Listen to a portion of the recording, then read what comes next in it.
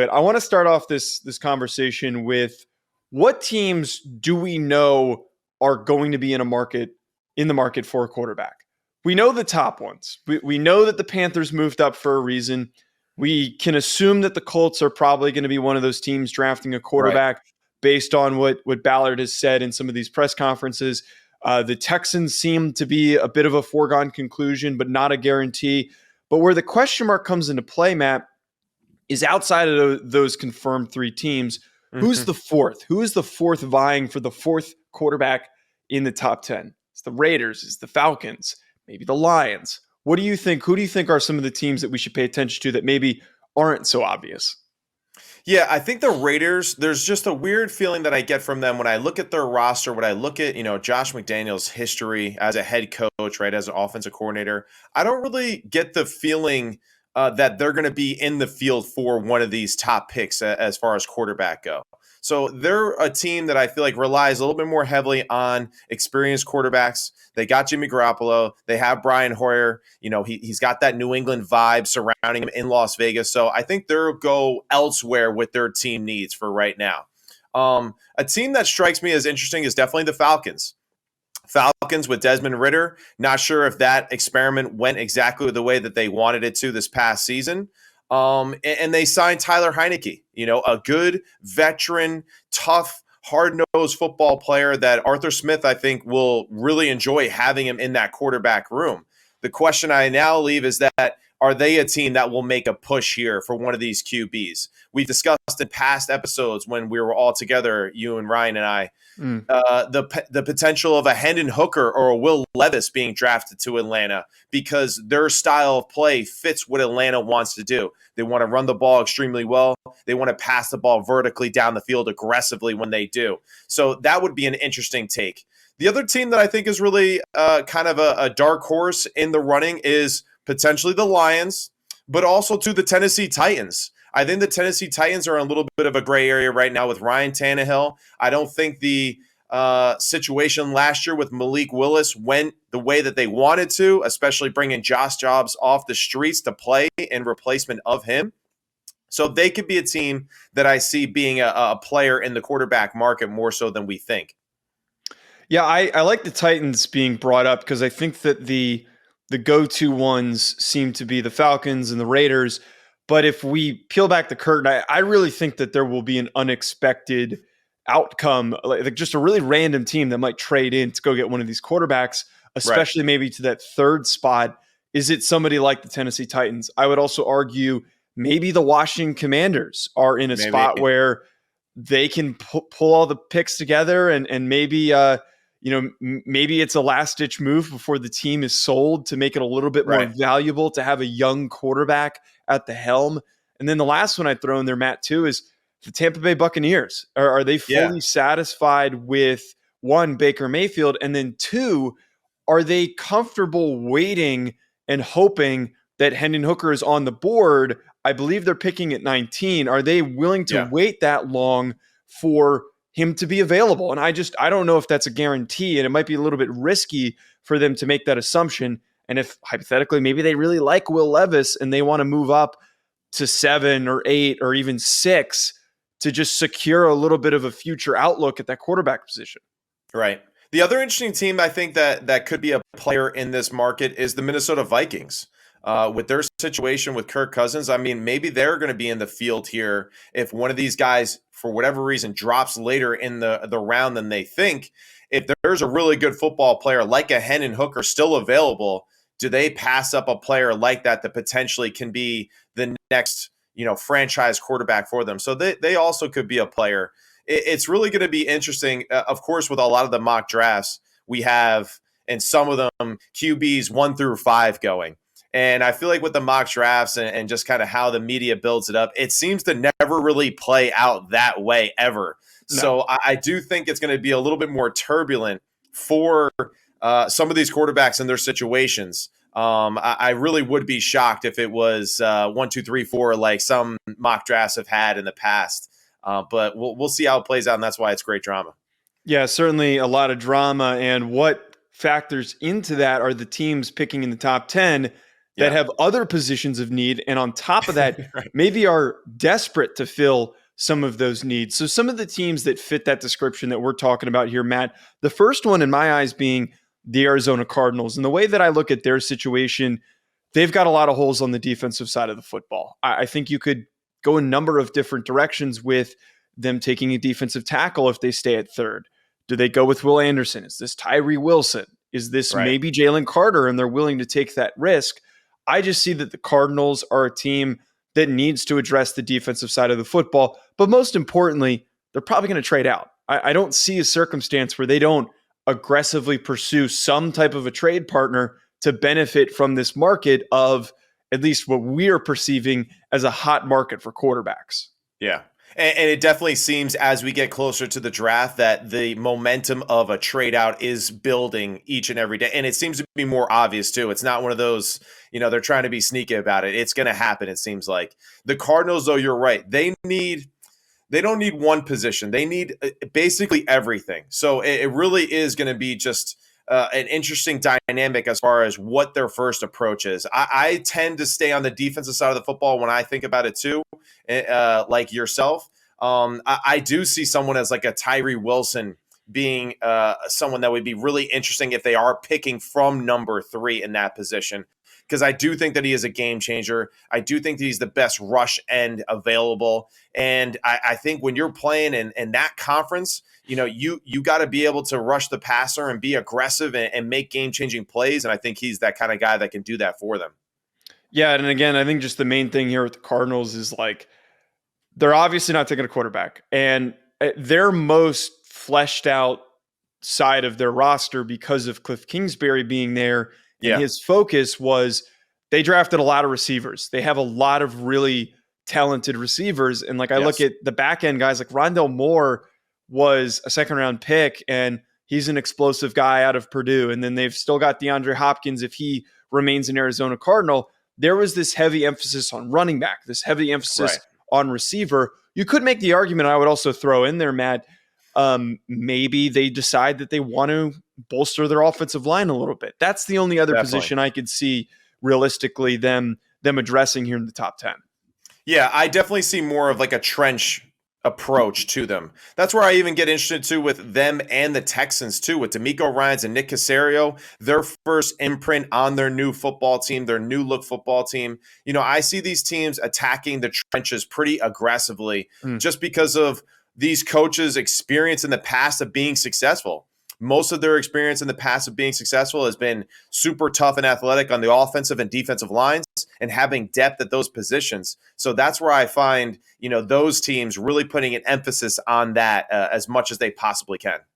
So another team outside of these quarterbacks, I will say the Seattle Seahawks might be one of those teams to pay attention to at quarterback. I think that as the days have progressed through this process, they've been less connected to quarterbacks, it seems, but they have a really good situation for one.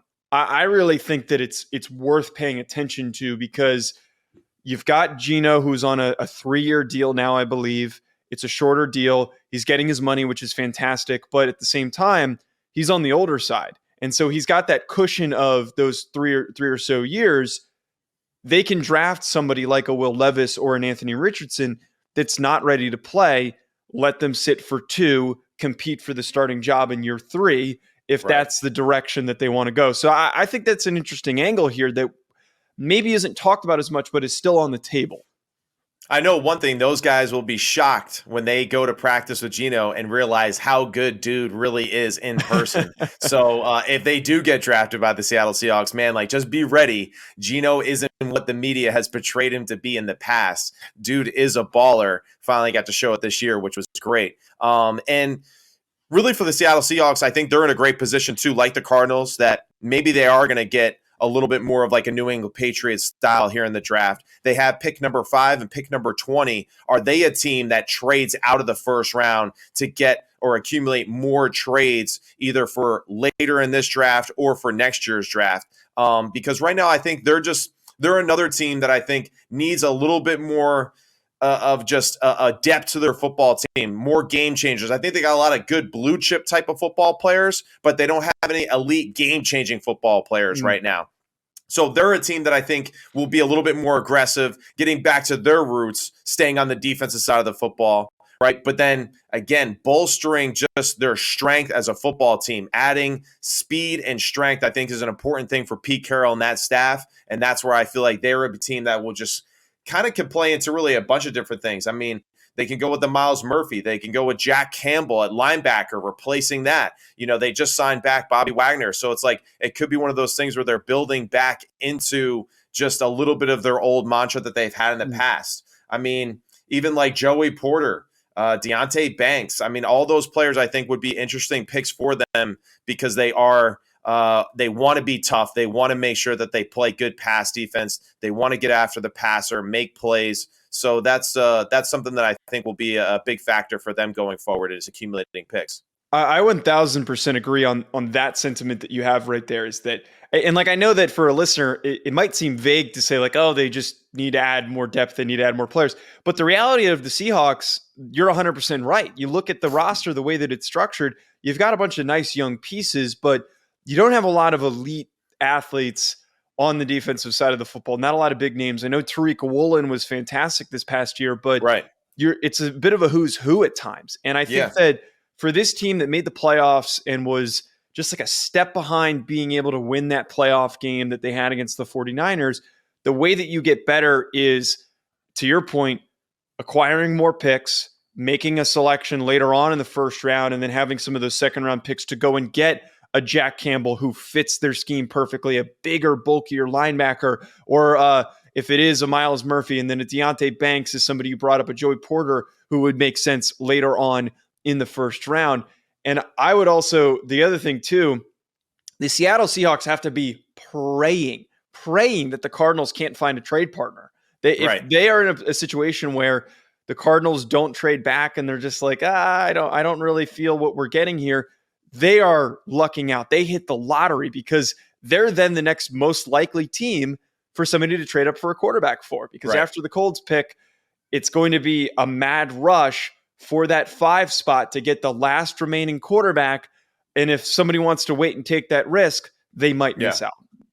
Yeah, and that's where it's going to be an interesting dynamic too, because like we mentioned earlier, I don't really see the Las Vegas Raiders being a player for a quarterback. Don't see the Chicago Bears being a player. The Philadelphia Eagles, we know. You kind of get bound to like the 11 spot now where Tennessee could be a player for a quarterback. You got the Texans again at 12. The Jets at 13. You know, that would be fantastic just to mess with everyone's head if they drafted a quarterback in this situation. The New England Patriots at 14. Green Bay Packers at 15. Washington Commanders again. Now it comes back into people becoming players again for the quarterback. And I think that's what will be interesting to see is, you know, how the actual NFL values some of these quarterbacks as you look through that list. Because, again, those mock drafts, I think, are a little misleading. So we'll see if it's a little bit more of a feast or famine kind of approach with some of these QBs where we know maybe 1 and 2 go, but then after that, maybe a little bit of a hiatus between the next quarterback that's taken. After that, the Detroit Lions at 6 are another team that, interestingly enough, also might be in the market for a quarterback, as I brought up earlier, because similar spot here. It's the perfect situation to draft a young guy and to develop him and then let him take over for Jared Goff. I think kind of similar to what you brought up with Geno, Jared Goff gets knocked for no reason at times, and he's a lot better than we give him credit for. So that might not be the possibility here for the Lions. They are in a very advantageous spot to actually maybe be able to pick their favorite defensive player here at this 6th spot. And I pay attention to the one thing where I think on the offensive side of the football, they are equipped to play to the identity that they want to, which is running the football. And then they've got some nice receivers with Equanimeous St. Brown and Jameson Williams. They've addressed those things. But on defense, their secondary needs work. I would pay attention to a Christian Gonzalez or a Devin Witherspoon. And then I also think that they're very much in play for any of the defensive linemen. Edge or defensive tackle, put them on the paper for that. This is going to be a defensive pick. I would be shocked if this is an offensive player right here. Yeah, I totally agree with you on this. I think 100% the Detroit Lions are going to be thinking about bolstering their defensive line or just that front seven package in general. Actually, now, especially too, with the replacement of Jeff Okudah being traded to the Atlanta Falcons, then it does bring into effect of some of these great cornerbacks that are in this draft. I mean, maybe a Devin Witherspoon to the Detroit Lions in that situation, game-changing player that just super fast and quick reaction breaks up, more passes than you can really. It's unbelievable. I don't know exactly his stats, but it's unbelievable how many plays that dude makes. That's why we need Ryan to be all over those stats. But the dude is super impressive in film, making a ton of plays, and that's where the Lions, I'd say, stay on the defensive side of the football, bolster that defensive line, or they go with someone a little bit more athletic in the secondary, or a quarter safety position, because I just think that is got to be something that's a little bit more of a focus for them going forward, and making sure that they're a little bit more of a dominant presence, especially in that dome. When the crowd noise gets up and they get into these big games and start to kind of take over the NFC North, you want to make sure that defensive line and that defense can really hold down the fort and make game-changing plays for your team.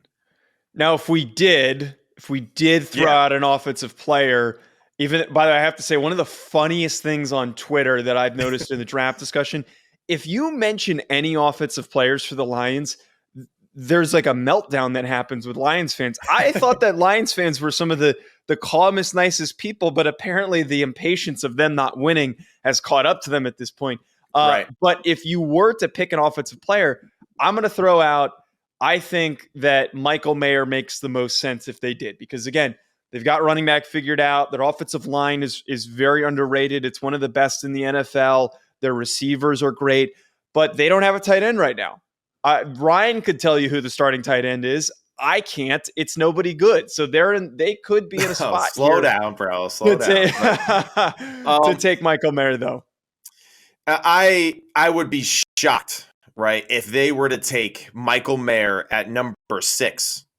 And I don't know, just number 6 pick in the NFL draft for a tight end. I mean, dude better be Travis Kelce. I mean, that's all I'm saying. And I don't think that he is. I think he's going to be a solid football player. I do think he's going to be reliable. He catches the ball extremely well. But I would be absolutely shocked if the Detroit Lions go 6 with tight end. Offensively, I mean, I don't know. Maybe this is where they go with like Darnell Wright, right, at tackle, and just solidify again, just getting more strong in the offensive line. I mean, but at the same time, offensively going after that, I would say like receiver would be up there. Running back would be up there. I mean, a Bijan Robinson at 6, if they truly valued a running back at that pick, that would be interesting. But I really don't think, and I'm trying to look at the roster right now because I want to check to see what who you're calling out right now at the tight end position. Indirectly calling out. I realize now that it was a little bit more a little too aggressive. Sorry, James Mitchell, Rock Wright. So just, hey, don't listen to my boy Joe here, but it's definitely going to be an interesting pick for sure. And I don't really see Michael Mayer in that position. I really don't.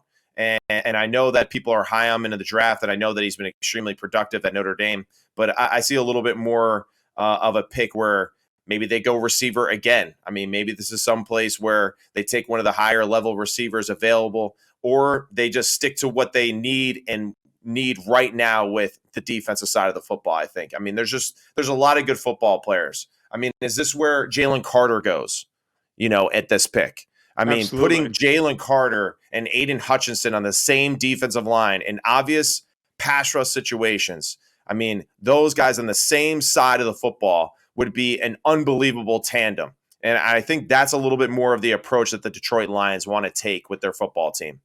And I also think that, just to bring up and wrap up the point on the Lions, that I've said this on the show, and Ryan and I have talked about this on the show, that for Jalen Carter and some of the things that he went through during this process and some of the character concerns that have been brought up based on what's happened, I think a lot of people would agree him going to a destination that is far away from home is probably best for a guy like this, so that they're not brought back into some of the distractions of some of their current friend groups. And if that's what might help him, I have said that Seattle or Detroit are the best two spots for him because you're going to established coaching staffs, one with Dan Campbell, who is a disciplinarian type guy, and then the other with Pete Carroll, who's been around the block a million times, that I think could help get Jalen Carter right and focused and then be a part of a winning culture that he feels like he's a part of something and that he can mature and become a bright young man as well as a fantastic football player. So I love bringing up Jalen Carter at the spot, and I don't think he falls as far as everybody thinks he will. If he's on the board in this spot, I don't know how you can be as the Lions overthink this and not pull the trigger on him. Yeah, and I think you're totally hitting the right point here in this situation. I think that's two organizations that you mentioned that have complete trust in their leadership and their leadership of men and making sure that they fall, into the confines of what their team is all about and really building a community within the football team. So I definitely agree with you on that those two organizations, those two head coaches would be phenomenal people for Carter to be drafted and to be basically taught and taken under their wing to learn how to be just men in the NFL. Now, their rival in the NFC North, the Chicago Bears, originally held the first overall pick. They trade back to 9. This is what they needed to do all along. They added a receiver in DJ Moore. And then now they're in a spot where they don't have to be as pressured to make this decision on who they want to take. They can wait to see how the board shapes out. I think with Ryan Poles being the general manager and knowing that this roster doesn't have a lot of strengths, it doesn't. But to help Justin Fields take that next step, I think we can both agree, especially you being a former quarterback, that having good offensive line play is going to help this young quarterback progress. So for me, the two guys that make the most sense, Paris Johnson, Peter Skoronski, maybe even Darnell Wright or Broderick Jones. I don't see how this isn't an offensive lineman. They need to go offensive line here. I think all of those players would be a phenomenal pick for the Chicago Bears. The question really is going to be just, what part of the offensive line do you really want to focus at that position? Because like we've discussed in previous shows, Skoronski really is a little bit of like a swing man. I don't see him as a true right tackle, left tackle in the NFL game. I know he had great success at Northwestern at that position, but to think that he's going to go up against some of these elite pass rushers in the NFL, I don't think that that's a great matchup. So I see him more as like a guard, potential center, and a guy that in worst case scenarios can be moved to tackle barring injury in situations like that. I definitely think the Paris Jones situation would be really, really enticing for them. And it's just adding athleticism to that position that has been lacking. And again, just protecting Justin Fields as much as possible. Broderick Jones, I think, is another good one too. So it's going to be a pretty interesting pick there. But I totally agree with you on that one as far as stay with the offensive line and just make sure that you're continuing to build a great support system around your franchise quarterback. Yeah, absolutely. And I think right now, one thing is for sure is that the Chicago Bears a couple months ago were in a state of uncertainty. And I would argue now that this team is in a very positive spot. They are in control of their destiny now that they traded back to this 9 spot and they can help properly protect Justin Fields. Matt, the last one here, the Philadelphia Eagles, who are picking at 10, they're the opposite of any team that we've talked about so far on today's show in the sense that their roster is complete. Their roster is good enough to get them to a Super Bowl and compete for a Super Bowl and almost win a Super Bowl. What I think is really interesting, though, here for the Philadelphia Eagles is that they have the luxury that a lot of other teams in the top 10, top 15 do not, is that they aren't desperate to fill needs. So they can pull the trigger and select a guy who some say is the best player in the draft, and that being Bijan Robinson. Even though I am a Giants fan and I don't want to see the Eagles succeed, for the sake of watching good football, I would love to watch Bijan Robinson in this Eagles offense that runs the ball as effectively as they do. Could you imagine trying to stop Jalen Hurts and Bijan? That's going to be impossible. Yeah, no, it would be phenomenal. And that's definitely something that we discussed in previous shows too, how great that tandem would be. And it's going to be fun. I go back to my original pick, right, for the Philadelphia Eagles, though, a few weeks back when we did this again. I put Skoronski in this position.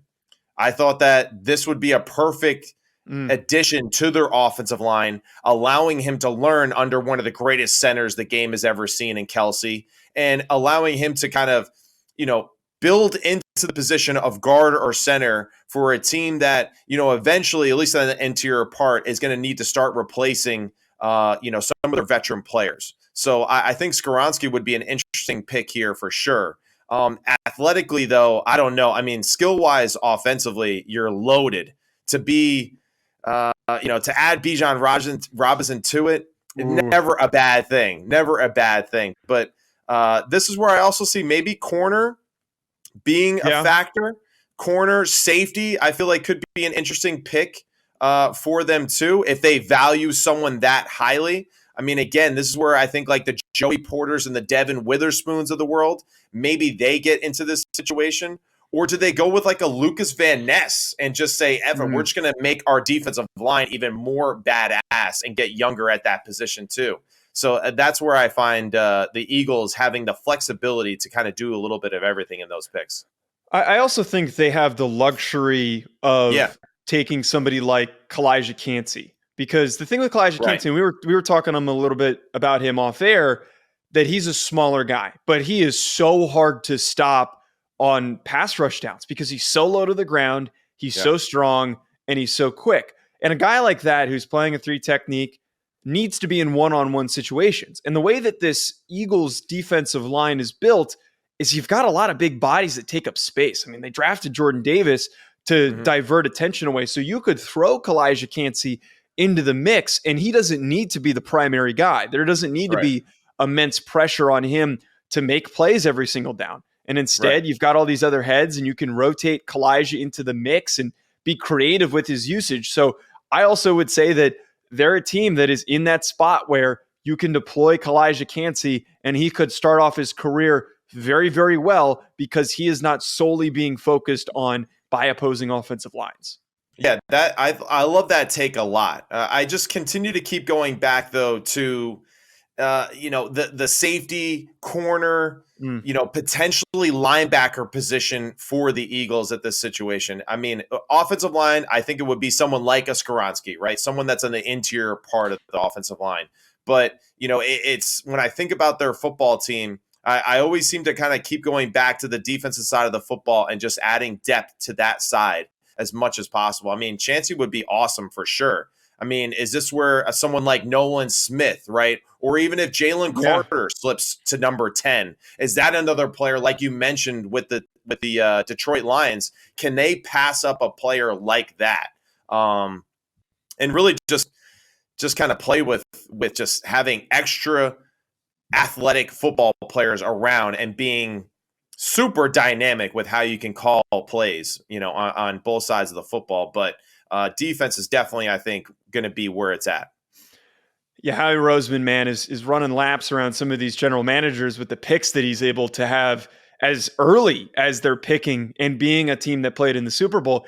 I do also want to just add before we end up getting to the interview, you brought up Nolan Smith or Jalen Carter.